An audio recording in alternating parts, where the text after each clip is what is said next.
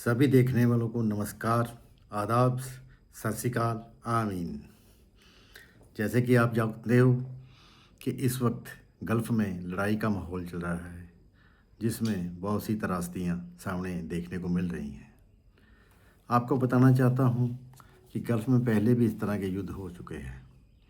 सन 90 में जब 2 अगस्त को इराक ने कुवैत पर जो कब्ज़ा किया, उसको छुड़ाने के लिए अमेरिका और उसके एलाइज़ ने कुवैत पर हमला किया और वो युद्ध चला 28 फरवरी 2091 तक।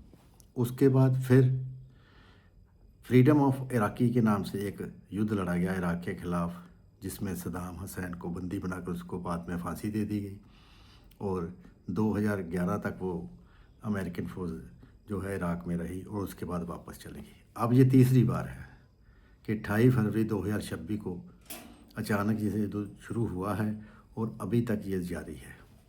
अब इस युग में क्या क्या नुकसान हुए हैं, इसका अंदाज़ा लगा पाना बहुत मुश्किल है। मैंने इसको कोलैटरल डैमेज का नाम दिया है, क्योंकि ये युद्ध में सिर्फ मिसाइलें नहीं चल रही, हवाई जहाज़ नहीं चल रहे या सिर्फ सैनिक ही नहीं मारे जा रहे, लेकिन कोलैटरल डैमेज हो रहा है, अर्थात आटे के साथ घुन भी पिस रहा है।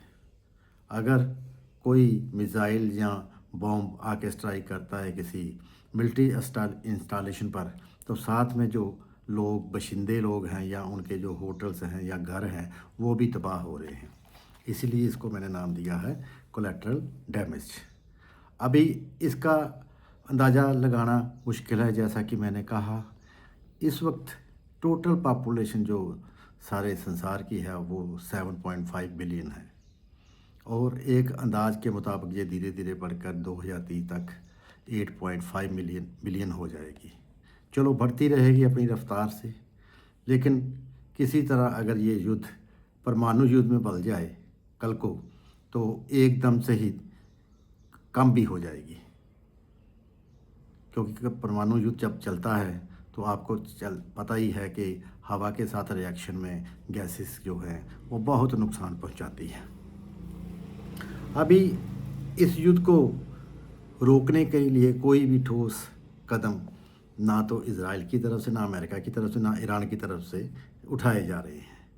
नाटो कंट्री शांत हैं, यूरोप सारा चुप बैठा है, 2 स्पेक्टेटर मेन हैं, रशिया और चाइना, वो भी मूक स्पेक्टेटर बने हुए हैं, वो भी इसमें कुछ नहीं कर रहे हैं। अलबत्ता ये सामने आ रहा है कि वो ईरान की मदद कर रहे हैं हर तरह से, चाहे वो सैटेलाइट मदद हो, चाहे वो साजो सामान जो बनता है हथियार के लिए, उसके लिए कोई ठोस जो मटेरियल है वो देना हो, वो कर रहे हैं। लेकिन मानवता के तौर पर कोई भी इस युद्ध को ख़त्म करने का प्रयास नहीं कर रहा है। और इस युद्ध में देखिए आप कितने कितने नुकसान हो रहे हैं। ये सिर्फ जान माल का नुकसान नहीं है, इसके साथ आप देखें जो आर्म इंडस्ट्री है यूएसए की, उसने कितने कितने बढ़िया हथियार और बहुत ही तबाही मचाने वाले हथियार, जिसमें शिप्स, एयरक्राफ्ट्स, जेट्स, हर किस्म किस्म के, और इजराइल की तरफ से जो ईरान पर हमला करने के लिए मिसाइलें ईजाद कर ली थी। लेकिन आप अभी देख रहे हैं कि वो सारा सिस्टम जो है फेल हो गया। इस पर नज़र बनाए बैठे हैं दूसरे जो समर्थ कंट्री है, जैसे रशिया है, नॉर्थ कोरिया है, चाइना है या फ्रांस है, कि देखिए इन हथियारों का नुकसान या इस प्रौद्योगिकी का नुकसान या इसका सारा नुकसान, इसकी टेक्नोलॉजी फेल है, इसका नुकसान अमेरिका को हो रहा है, इजराइल को भी हो रहा है। अब इसके साथ ही आप सबसे बड़ा नुकसान देखेंगे कि जो जीपीएस सिस्टम जिसके माध्यम से हमारा ये माइक्रोसॉफ्ट, गूगल या और तरह के जो हम यूज़ करते हैं रोज़मर्रा की ज़िंदगी में, चाहे लैपटॉप में हो, चाहे हमारे मोबाइल में हो, उसका भी जो है सिस्टम फेल हुआ है। और चाइना का जो बायडू सिस्टम है, उसके ज़रिए जो सिग्नल्स वगैरह जो मिल रहे हैं ईरान को युद्ध में, वो जीत भी दिला रहे हैं, इसका भी नुकसान जो हो रहा है।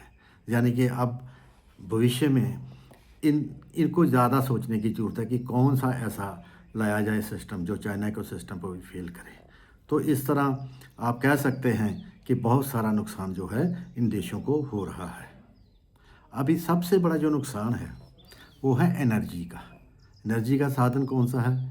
वो ऑयल है, जैसा कि आप जानते हैं। और वो ऑयल प्रोडक्शन में कम हो रहा है। बॉम्बिंग के जरिए जहाज़ों को उड़ाया जा रहा है, जिसके कारण कोस्ट लाइन का भी नुकसान हो रहा है। और स्ट्रेट ऑफ हार्मुज के अलावा बाबल मंदेर नाम की एक कोई है जगह, जहाँ से जहाज़ ये गुजरते हुए यूरोप को जाता है सारा सिस्टम, तो उसको भी बंद करने की धमकियाँ हूती द्वारा ईरान के ज़रिए दी जा रही हैं। अर्थात एक तरफ से सारे संसार को बंद करने का जो प्रचलन है वो चल पड़ा है। भाव कि आटे के साथ घुन भी पिसेगा। इसके साथ क्या हो रहा है? ग्रोथ रुक रही है इंडस्ट्री की, एग्रीकल्चर की और ट्रांसपोर्टेशन की, हेल्थ के, पावर सेक्टर की, होटल इंडस्ट्री की, टूरिज़्म की। सब जो ग्रोथ है इनकी एक तरह से बंद हो गई है।